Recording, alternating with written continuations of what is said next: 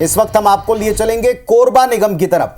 जरा देखिए कोरबा नगर निगम में जो वोटिंग परसेंटेज दिख रहा है वो शाम को 6 बजे तक का 51.66% है। मुख्य मुकाबले में यहां दोनों पार्टियों की महिला प्रत्याशी संजू देवी राजपूत भारतीय जनता पार्टी से और उषा तिवारी कांग्रेस पार्टी से प्रत्याशी रही हैं। भाजपा महिला मोर्चा लंबे समय से इनसे जुड़ी हुई नेत्री संजू देवी राजपूत चुनावी मुकाबले में रही, तो प्रदेश कांग्रेस कमेटी संयुक्त महामंत्री के पद पर उषा तिवारी संगठन में लंबा तजुर्बा रखती रही। और यहां आपको यह भी बता दें कि कुल मिलाकर हर एक वार्ड की जंग बड़ी दिलचस्प रही है। नगर निगम में कुल 66 वार्ड और 66 वार्डों में कुल 277 प्रत्याशियों ने अब की बार मुकाबले में हिस्सा लिया। अब आपको दिखाते हैं कि क्या तस्वीर कोरबा में बनती दिखाई पड़ रही है। एग्जिट पोल्स जरा आप देखिए, इसके पहले आप मुद्दे भी देख लीजिए कि क्या बड़े मुद्दे रहे।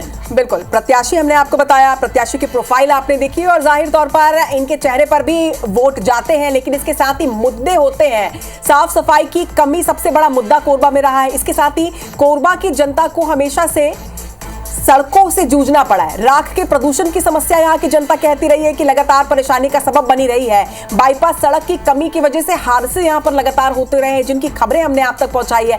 तो ये वो कुछ मुद्दे हैं जिनको लेकर लगातार शहर की जनता ने आवाज भी उठाया है और इन दोनों प्रत्याशियों ने ये वादा किया, ये दावा किया कि ये जो मुद्दे हैं इन्हें वो सॉल्व कर लेंगे। अब इसके आधार पर जनता ने किस प्रत्याशी पर भरोसा जताया है, ये जो उनके मुद्दे रहे, इनका क्या भरोसा रहा है और वो भरोसा किस तरह से कन्वर्ट एग्जिट पोल में हुआ है, ये तस्वीर निकल कर आ गई। तस्वीर रचना वो सामने, और इस तस्वीर में तो गैप और ज्यादा बड़ा हो गया। वंदना जी के लिए जरा जवाब देना और मुश्किल हो जाएगा।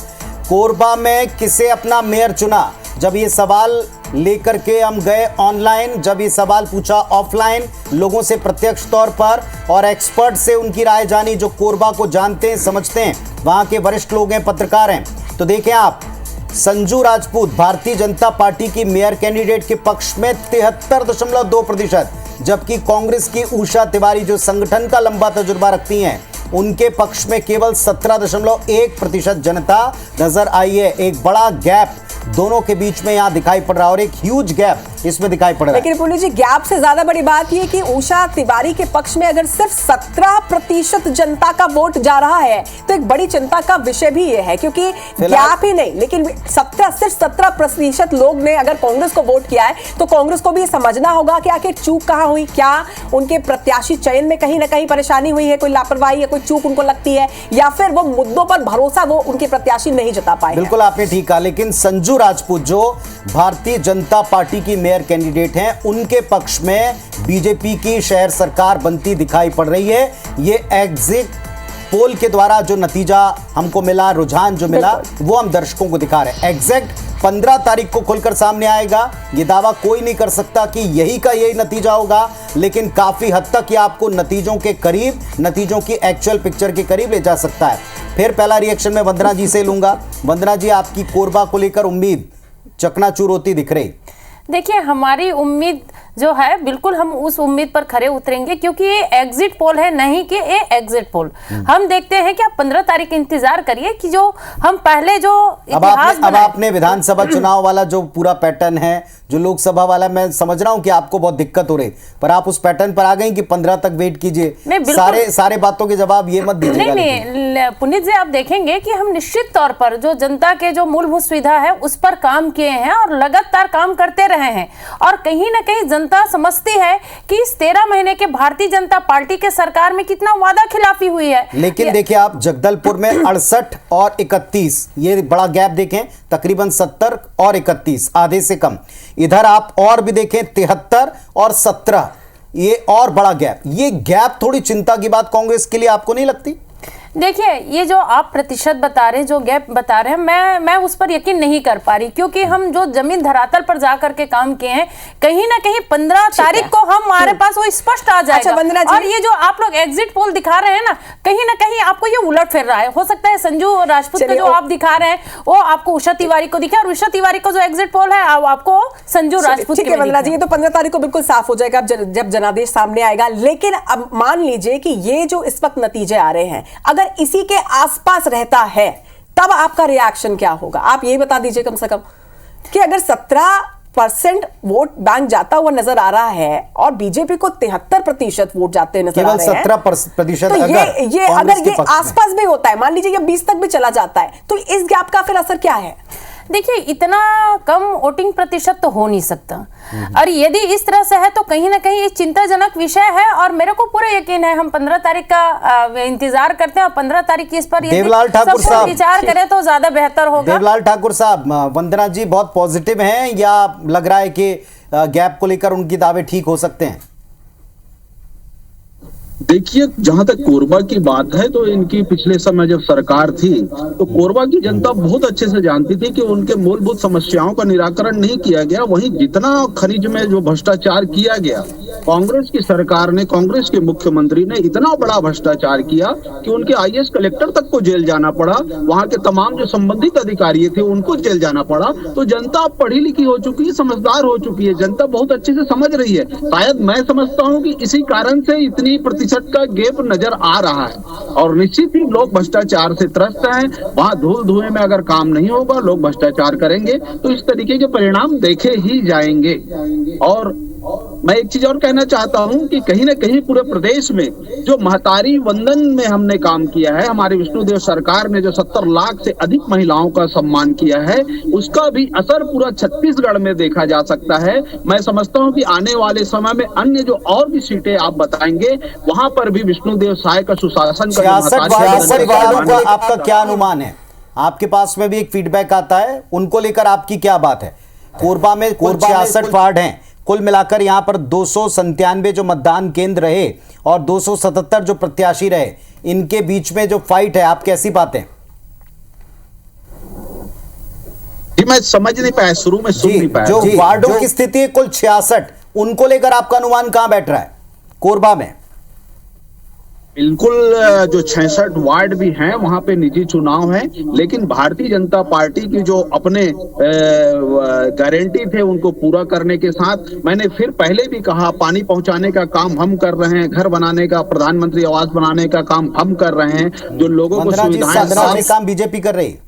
वही एक दिक्कत है पुनीत जी, जब यदि कुछ काम होता है तो सारे श्रेय अपनी सरकार को देते हैं, यदि कहीं निगम में काम नहीं होता तो उसका जो श्रेय जो है या उसकी खराबी या बुराई महापौर पर डालते हैं। यही तो भारतीय जनता पार्टी की फितरत रही है। यदि कोरबा की बात करूं मैं, तो अभी कुछ दिन पहले हम सबके सामने में आई थी, अगर फ्लोर मैक्स कंपनी की बात करूं, वहां पर जब महिलाएं जो अपनी पीड़ा को लेकर के मंत्री जी के पास जाती हैं तो क्या बात करते हैं मंत्री जी, मतलब आप ज्यादा बात करोगे तो पुलिस से उठवा करके फेंक देंगे। तो कहीं ना कहीं जो महिला है, क्योंकि महिलाओं के मन में या दिल में कोई बात घर कर लेती है तो उनको सत्ता से दूर कर देती है। ये तो मैं गारंटी के साथ बात कर सकती हूँ, पूरी जिम्मेदारी के साथ बात करती हूँ। जब महिलाएं अपनी आवाज उठाती है तो बोलते कि आप ज्यादा बात करोगे तो आपको उठवा करके फेंक देंगे।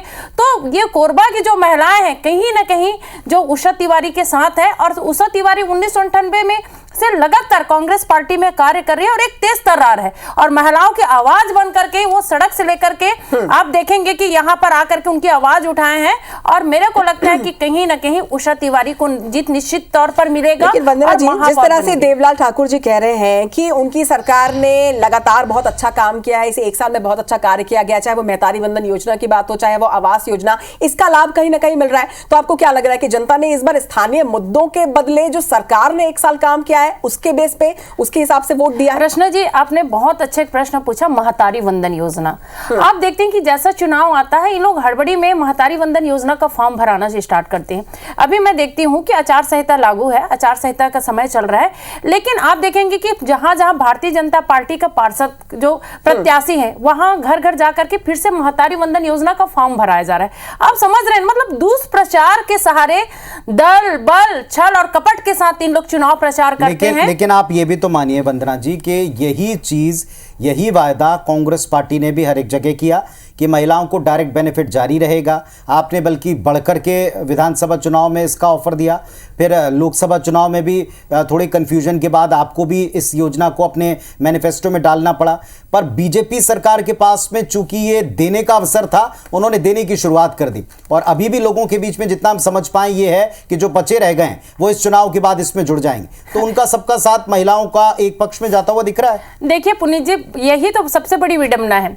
जिन महिलाओं को अधिकार मिलना चाहिए था महतारी वंदन योजना का लाभ का, उस महिलाओं को इस अधिकार से वंचित रखा गया है। और मिल किसको रहा है? एक हीरोइन के नाम पर जो है महतारी वंदन योजना का लाभ ले रहे हैं। हम तो चाहते हैं कि आपने जो वादा किया उस वादा को पूरा करिए। ठीक है देवलाल जी, सुन पा रहे हैं, उत्तर दे दें इस आरोप का। मैं ये कहना चाहता हूं कि कांग्रेसियों को पेट में आखिर महिलाओं को सम्मान मिल रहा है तो उसमें दर्द क्यों हो रहा है? आधा सम्मान मिल रहा है। हम चाहते हैं कि पूरा सम्मान दो। मैं आपने जो वादा किया था, नहीं आप देखिए, आधा अधूरा बात मत रखिए। अपने जो पार्टी ने आपका वादा किया था कि हर एक विवाहित महिलाओं को मिलेगा, ये आपका वादा था देवलाल जी, हर एक विवाहित महिलाओं को मिलेगा, तो आप अपने वादा को पूरा करिए ना भाई। महिलाओं को अगर सम्मान हो रहा है तो कांग्रेसियों के पेट में दर्द नहीं होना आधा चाहिए। अधूरा आपका जो वादा है वो पूरा कर रहे हैं आप लोग। सरकार अरे लेकिन आप देखिए, अब ये डिबेट जनता के बीच में पहले भी रखनी थी, देवलाल जी को भी, वंदना जी को भी, दोनों ने रख भी दी, दोनों कैंडिडेट्स ने अपनी बात रखी। मेरा सवाल ये था वंदना जी कि जिसकी सरकार होती है, अभी हमने दिन भर लोगों से बात की और आप तो बात कर ही रहे हैं, लोग कहते हैं जिसकी सरकार देश में, जिसकी सरकार प्रदेश में है और जो ऑलरेडी हमें योजना का बेनिफिट दे रहा है, उस पर यकीन ना करने का कोई वजह बताएं, कारण बताएं। देखिए पुनीत जी, ये जो चुनाव है स्थानीय है और स्थानीय के तौर पर उनका एक व्यक्तिगत संबंध के आधार पर होता है।